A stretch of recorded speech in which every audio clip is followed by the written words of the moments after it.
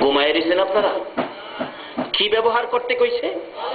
আচ্ছা, অহনের সন্তানরা কি মা বাবার সাথে ভালো ব্যবহার করে? আমার জানা একটা ঘটনা, মা বাবা, বাবা ছেলে দুইজনে ঝগড়া লাগছে। বাবাও ছেলেরে কিছু কইতাছে, ছেলেও বাবারে কিছু কইতাছে। ঝগড়া লাগছে, বেশ ভালো ঝগড়া। ছেলেও বাবারে কিছু কয়, বাবাও ছেলেরে কিছু কয়।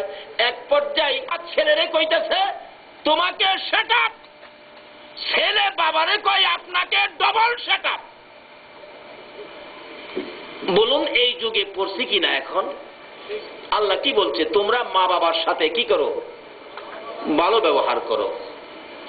মা বাবার সাথে কথা বলতে গেলে, আরেক জায়গায় বলেন আমার আল্লাহ, মা বাবার সাথে কথা বলতে গেলে মা বাবার কথা সুরের চাইতে তোমার কথা সুরটা বড় কইরো না।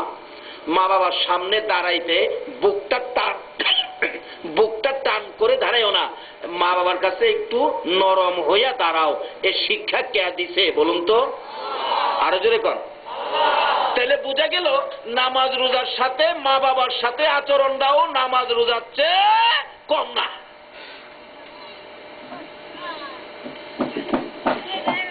কিন্তু এখন তো নামাজ পড়লেই মনে করি আমরা ইবাদতকারী হয়ে গেছি, রোজা রাখলেই মনে করি জান্নাতে চলে গেছি। আরে নামাজের সাথে সাথে মা বাবার খেদমত ইবাদত, রোজার সাথে সাথে আরেকটা জিনিস রাখো, রাসূল বলছে তোমার মায়ের পায়ের নিচে তোমার জান্নাত। এই কথাগুলি অস্বীকার করলে বলুন ঈমান থাকবে? থাকবে না। বাবারে, সহজ ইবাদত গুলি আমরা বাদ দিয়া দিতেছি। আসুন, মা বাবার সাথে ভালো ব্যবহার করলে লাভ হয় না লস হয়?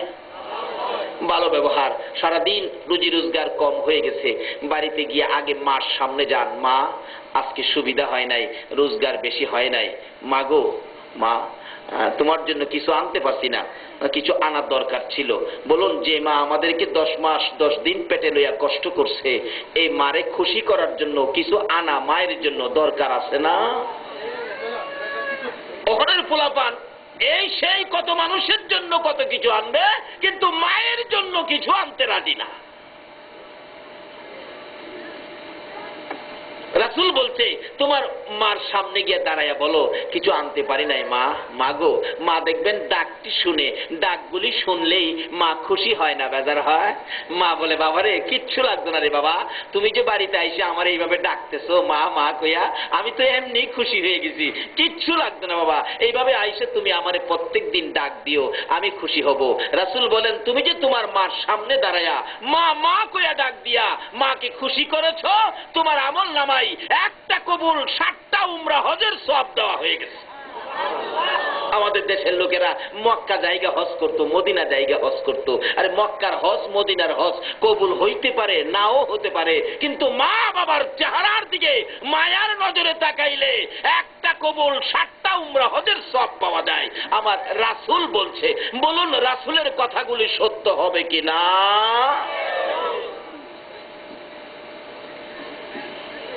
এখন মা বাবা কি জিনিস চিনে না, মা বাবা তো বেশি হয়ে গেছে। মা বাবা কোনো জিনিস খাইতে চাইলে ধমক মারে। এক জায়গায়, কোরআন হাদিস না, এটা আলেম ওলামাদের মুখে, মুরব্বীদের মুখে শুনছি। এক জায়গায় বেচারি শাশুড়ি আসতে বেড়াইতে, জামাই তো বাজার থেকে বড় মাছ, যত বড় মাছ পাইছে এই মাছটা কিনে আনছে। আনার পরে বিবি সাহেবা মাছ কাটতেছে, আর ছেলের মা বলতেছে বৌমা এত বড় মাছ তো হ্যাঁ জীবনে কোনোদিন আনে না, আজকে তোমার মা আইসে বিদায় বড় মাছটা আনছে, বৌমা হ্যাঁ মাছের মাথাটা কিন্তু আমারে দিবি। আচ্ছা, ছেলে বড় মাছ আনলে মা কি মাথার মধ্যে দাবি আছে না? মা কি ছেলে পেটে নিয়ে কষ্ট করে নাই? আহ কি কষ্ট! আল্লাহু আকবার। তোমার আমার মা যেদিন আমাদের কি পেটে ধারণ করেছে, প্রথম অবস্থায় মা 3 থেকে 4 মাস পানিটা পর্যন্ত মুখে দিতে পারে নাই, মা বমি করে দিত, কোনো খানা খাইতে পারে নাই, একবারে শুকাইয়া বিছনার সাথে লাইগা গেছে। তারপরেও মা ডাকে মাবুদ গো দাও গো, কত কষ্ট দিবা গো মাবুদ দাও, কিন্তু আমারে একটা সোনার চাঁদ সন্তানের মুখ দেখাও, যত কষ্টই দাও আমার একটা সন্তানের মুখ দেখাও। 6 মাস 7 মাস যখন হয়ে গেছে, যখন আমরা মায়ের পেটে একটু বড় হয়ে গেছি, মা রাত্রে যখন এইরকম রাত্রে যখন মা ঘুমাইতো, আমরা মাকে ঘুমাইতে দেই নাই, মা কাত হয়ে শুয়ে আছে, মার পেটে থেকে লাথি মারছি, মা লাথি খাইয়া রে অধৈর্য হইয়া ডান দিকে কাত ছিল, বাম দিকে কাত হয়ে গেছে, আবার যখন লাথি মারছি মা উঠে গেছে, আবার লাথি মারছি মা বসে গেছে, আবার লাথি মারছি রে মা জিব্বা কামড়ে সহ্য করে দাঁড়াইয়া গেছে। এইভাবে দাঁড়াইয়া থাকতে থাকতে কত মা শুনে রে কানে আওয়াজ এসে গেছে, আসসালাতু খায়রুম মিনান নাওম। তোমার আমার মা আমাদের লাথি খাইয়া জীবনে কত রাত্র না ঘুমাইয়া কাটাইছি গো, এই মারে কষ্ট দিও না। নামাজ রোজা হজ যাকাত মক্কা মদিনার ইমাম সাহেব হইয়াও আমার আল্লাহর জান্নাতে যাওয়া হবে না। কি সুন্দর করে আল্লাহ ওয়াজ করেন, ওয়াসাইনাল ইনসানা বিওয়ালিদাইহি ইহসানা হামালাতহু উম্মুহু কুরহা ওয়া ওয়াদাতুহু কুরহা। মার কথাটা ভালো করে বুঝাইতেছেন। ও পৃথিবীর মানুষ শোনো, তুমি যখন তোমার মায়ের পেটে ছিলে, তোমার মা যখন তোমাকে পেটে নিয়ে হামেল ছিল, তোমার মা কত কষ্ট করেছে তোমাকে পেটে লইয়া, আমি আল্লাহ দেখেছি, দুনিয়ার কেউ দেখে নাই। প্রথমত মা হতে চলছে প্রথম বাচ্চা, মা হবে প্রথম বাচ্চার মা।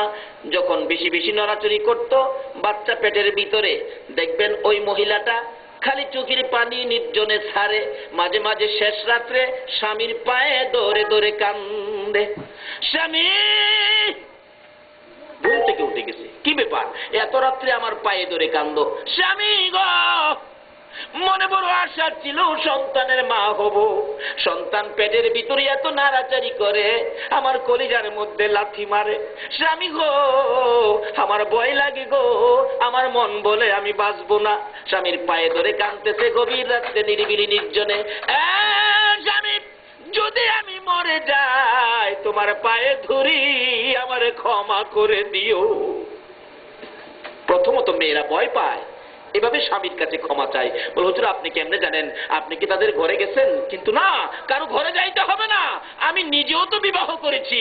আমার প্রথম বাচ্চা যখন হবে আমার বিবি এইভাবে পায়ে ধরে কাঁদছে, সাথে সাথে চোখের পানি আমিও ছেড়ে দিচ্ছি, বিবি গো তুমি যেমন সন্তানের মা হবে, আমিও তো সন্তানের বাবা হব, তুমি কেঁদো না।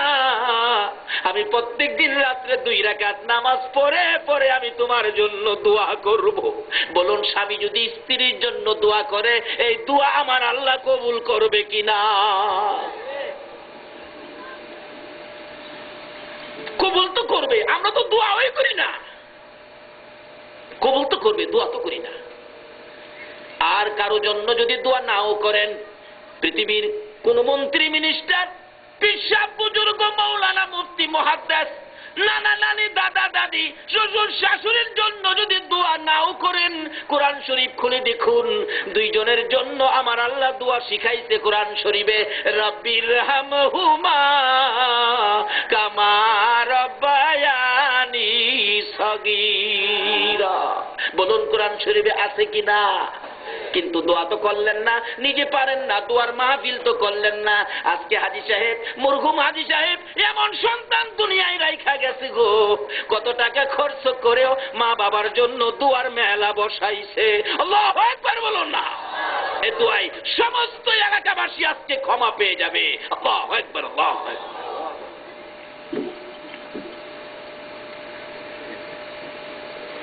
পৃথিবীর কারোর জন্য দোয়া শিখাইছে না কোরআন শরীফে।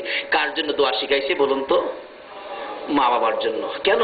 মা বাবার জন্য ওয়াজ করেন আমার আল্লাহ কোরআন শরীফে, মা বাবার জন্য ওয়াজ করেন আমার নবী হাদিস শরীফে। কিন্তু আজকে সেই জিনিসটা চিনলাম না, মারে চিনলাম না। মা বলতেছেন বৌমা